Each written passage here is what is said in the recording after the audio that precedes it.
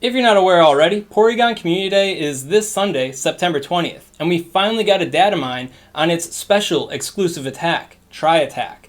And it turns out that Tri-Attack's pretty bad. Like, it's worse than I expected it would be, which is kind of interesting.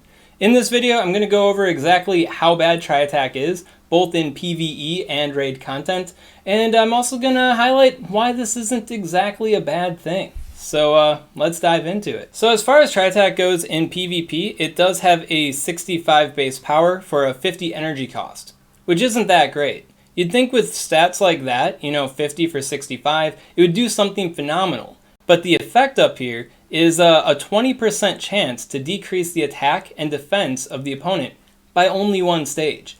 20% chance, one stage to attack and defense, 50 energy cost, and only 65 damage. Here I have all the PvP charge moves in Pokemon Go right now sorted by DPE, damage per energy. So, damage divided by energy, damage that you get for the energy cost. Basically sorted by how good an attack is in PvP in general, right?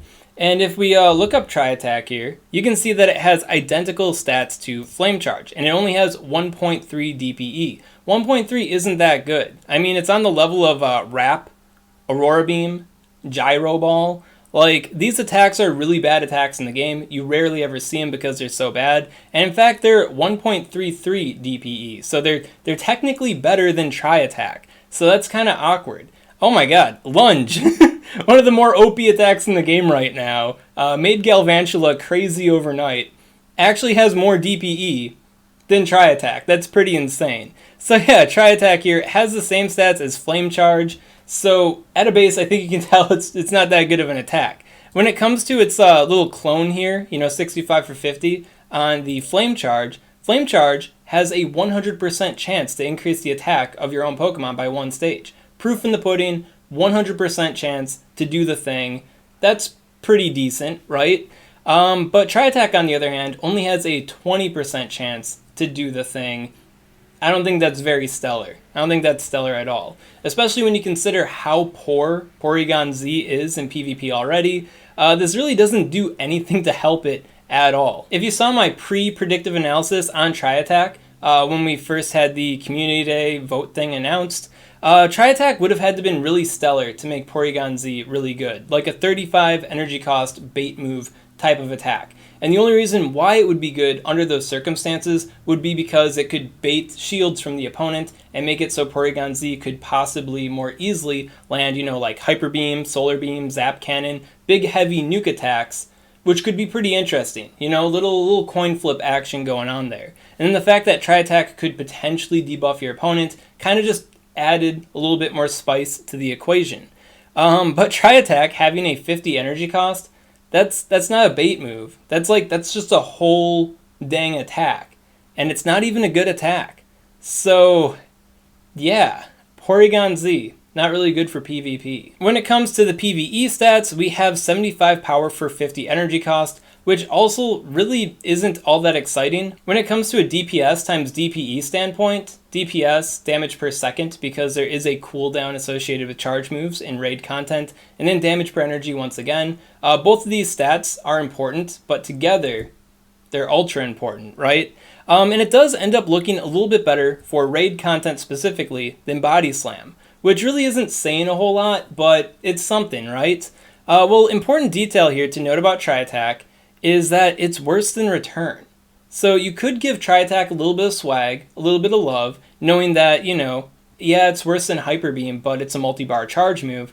But Return is also a multi-bar charge move, and it's better than Tri-Attack is. Now, when it comes to Tri-Attack versus Body Slam, you could argue that Body Slam is slightly better than Tri-Attack because it is, a 33 energy cost charge move, so you could use it more frequently. But Return is also a 33 energy cost charge move, and it's apparently better than Tri-Attack is, which is kind of awkward.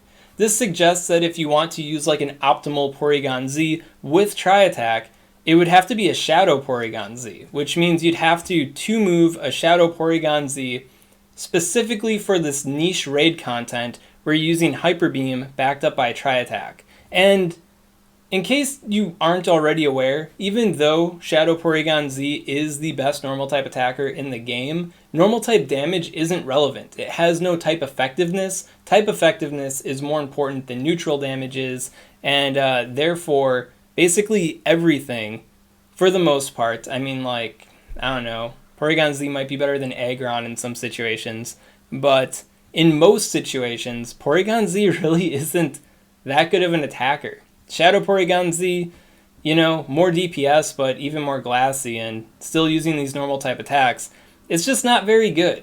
So I guess as far as raid content is concerned, even if Tri-Attack was super stellar, crazy attack for raid content, Porygon-Z still wouldn't be all that great.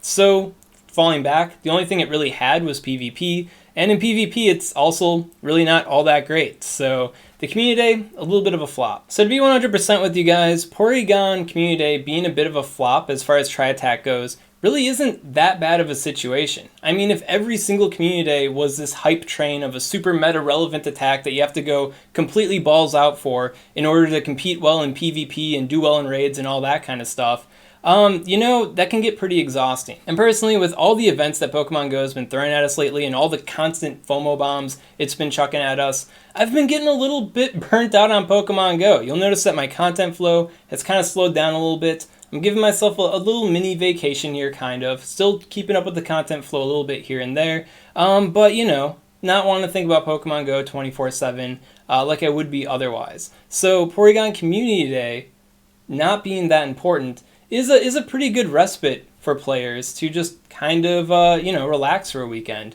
if you were to think about it that way. The special bonuses with the event too is just catch EXP, which also isn't all that good for most players. So, you know, get your shiny Porygon, call it a day, not too bad. Now, if there are the, you know, the FOMO doom speakers out there worried about Tri-Attack possibly getting buffed in the future, like, oh man, Ryan Swag, I gotta get the good Tri-Attack now because who knows, Niantic could change it and it could be like, you know, the whole lock-on situation once again. It could get buffed overnight and become insane overnight. Well, for one, there's nothing stopping you from evolving your good Porygon-Zs for the Great League and Ultra League on Community Day already, right? That is a thing. But another thing to add to that, in all realism here, Tri-Attack would have to be insanely good, like unrealistically crazy stupid good for Porygon-Z to actually be good. Like, you'd have to have like a 35 energy cost, and it would have to have like, I don't know, man, like a 50% chance of debuffing the opponent for it to actually make Porygon-Z like super relevant. And I really don't see that happening. So if it does, it does. If it doesn't, it doesn't. It's nothing I think anybody should really be concerned about, because even if it does get a crazy Tri-Attack, it's unrealistically powerful, Porygon-Z still pretty much sucks. If you saw my pre-analysis, you'd know that Porygon-Z like goes down to Machamp fast moves. Like, Machamp just has to like shield once, and then it just counters it down, which is kind of hilarious. I think against the normal one, even in the Great League, it'll counter it down before it even reaches Hyper Beam, or before Machamp at least reaches a fast move, or something to that effect. Machamp just whoops it. So yeah, I don't think Porygon-Z is going to become hype anyways. Tri-Attack, we had a little bit of hope that it could be interesting. It wasn't.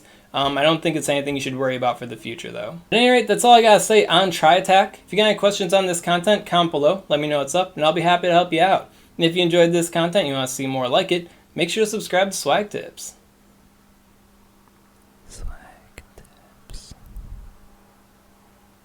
I'd also give a special shout out to these patron supporters. If you want to support Swagman on Patreon, link in the description. Yeah, and if any of you guys are at home worried a little bit about the Swagman and, you know, getting a little burnt out on Pokemon Go, I'd say this kind of stuff happens every now and then, especially when you're a content creator on a game like this that has constant updates. It just gets to be a little bit exhausting at a certain point, and you gotta give yourself a little breathing room, you know? So SwagTips is still here. SwagTips is gonna be around for a while, and there's more SwagTips content to come.